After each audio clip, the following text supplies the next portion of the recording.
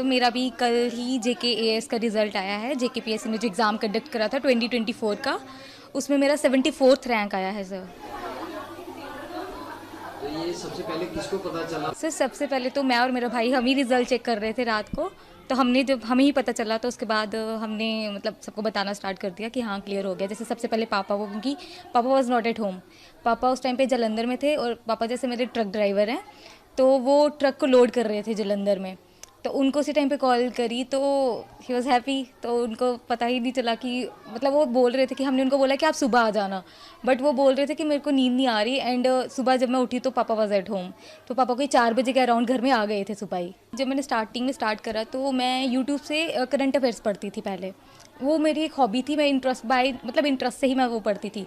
उसके बाद जैसे मेरी जॉब लगी फर्स्ट MTS में लॉ डिपार्टमेंट में सेक्रेटरी में, तो वहाँ पर आशीष सर हैं, आशीष गुप्ता सर, वो स्पेशल सेक्रेटरी लॉ हैं।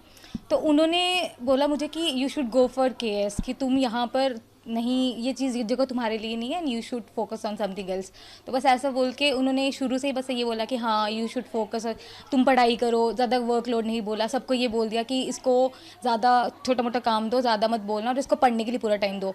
और सर मैं यहाँ से जम्मू जाती थी, तो उस टाइम पर 2.5-3 घंटे का ट्रैवल होता था मेरा मॉर्निंग में और 2.5-3 घंटे का इवनिंग में। तो मैं घर से लेक्चर्स डाउनलोड करके लेके जाती थी और मैं यहाँ से घगवाल पैदल जाती थी। तो ये जैसे होगा कोई 1.5 किलोमीटर का डिस्टेंस यहाँ से हाईवे का। तो मैं उस टाइम पर हेडफोन्स लगा लेती थी कान में और फ़ोन को पॉकेट में रख के मेरी क्लास चल रही होती थी साथ में। तो वहाँ से मैंने ऐसे पढ़ के जाना, ये मैं सुनती थी उस टाइम पे करंट अफेयर्स, क्योंकि उसमें मुझे देखने की ज़रूरत नहीं होती थी। तो फिर जब मैं बस में बैठती थी तो वहाँ पे मैं अपनी हिस्ट्री की क्लासेस लगा ली या फिर ज्योग्राफी की या फिर अपनी ऑप्शनल की। तो जब तक मैं 2.5 घंटे तक जम्मू पहुँचती थी तो उस टाइम पर मैं पढ़ती थी। फिर सेक्रेट में भी मुझे 2-3 घंटे का टाइम मिल जाता था, तो वहाँ पे भी मैं पढ़ती थी। जैसे लंच ब्रेक होती थी उस टाइम पर भी मैंने पढ़ लिया, या फिर कोई न्यूज़पेपर्स देख ली, या फिर वहाँ पे सर होते थे तो वो मुझे करंट अफेयर्स पूछ लेते थे बीच बीच में कि हाँ मुझे ये बताओ ये चीज़ कैसे हुई है। तो वैसे मेरा चलता था, तो उससे मेरी क्यूरियोसिटी बढ़ रही थी इस चीज़ में। उसके बाद सर मेरी सांबा में पोस्टिंग हो गई, तो फिर मेरा टाइम गैप कम हो गया, क्योंकि पहले मेरी 9 से 5:30 ड्यूटी थी, अब मेरी 10 से 4:30 थी, तो मेरे पास टाइम बढ़ गया। तो फिर मैं घर आके भी पढ़ती थी और मेरा ऑन एवरेज एक दिन का 12 to 13 आवर्स टाइम निकलता था जब मैं मेंस की प्रिपरेशन कर रही थी। तो उसके बाद इंटरव्यू के लिए तो मुझे 3-4 घंटे ही लगाने पड़े।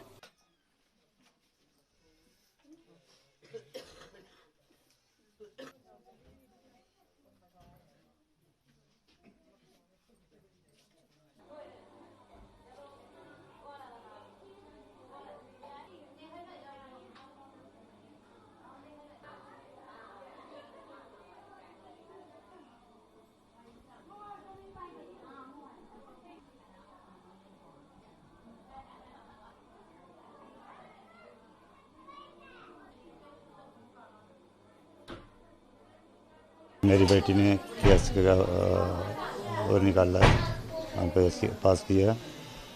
मेरे को बहुत गर्व की बात है, क्योंकि इतनी मेहनत की उसने, मैंने भी जितना भी होता था किया।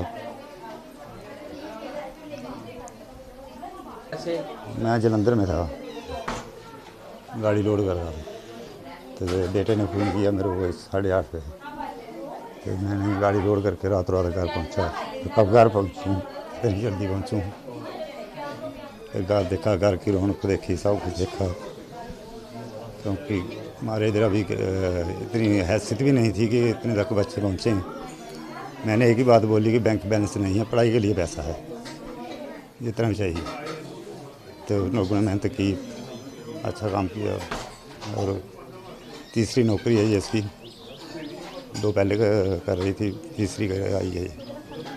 तीसरी दफ़ा एग्ज़ाम दिया, पहले दिया था श्रीनगर में, उसके बाद फिर दिया, फिर श्रीनगर में इंटरव्यू हुआ, इस साल जम्मू में हुआ, तीसरी बार क्लियर किया इसने। तो ये कितनी खुशी की बात है? मेरे को बहुत खुशी है, मेरे गांव वालों को हर एक को खुशी है इस बात की, क्योंकि इधर अभी तक, क्योंकि हम मिडिल क्लास से आते हैं, गरीब इतना हैसियत तो नहीं है गाँव में। तो बच्चे ने भी बहुत मेहनत की, अपनी मेहनत उसकी रंग लाई।